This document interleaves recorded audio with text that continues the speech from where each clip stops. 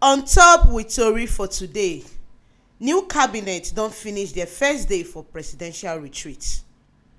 Presido Muhammadu Buhari na im open the presidential retreat for ministers designate and ogbonge government officials for State House Abuja.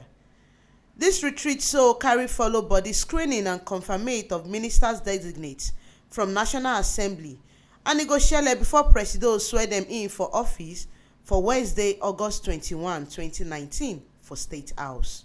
The first technical presentation wey shele for the retreat, Vice Presido Yemi Osibanjo na im deliver the work wey dem don do on top policies, programs, Project Audit Committee (PPAC) wey Presido Buhari tanda for March 2019, and na Vice Presido na im be the chairman of this committee.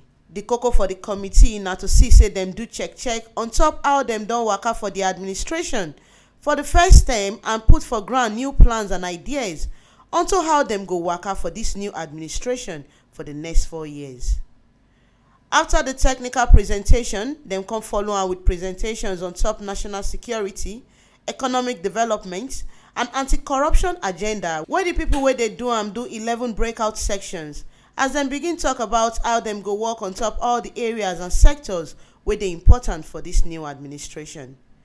The 11 breakout sections wey dem put body put for na security, macroeconomic stability, agriculture and food security, energy security for petroleum products and electricity, transportation and critical infrastructure, industrialization and SME development, social inclusion, human capital development, anti-corruption, housing financing, and consumer credit. President Muhammadu Buhari na im open the retreat as he tell the new ministers say make dem put body for im administration work, the one wey be say na to carry 100 millions of Naija people comot for poverty for the next 10 years. He come tell dem say make dem sabi say their work na serious work, sake of say dem must ready deliver all the government policies, programs and projects to make sure say everything work well to tanda Naija people life.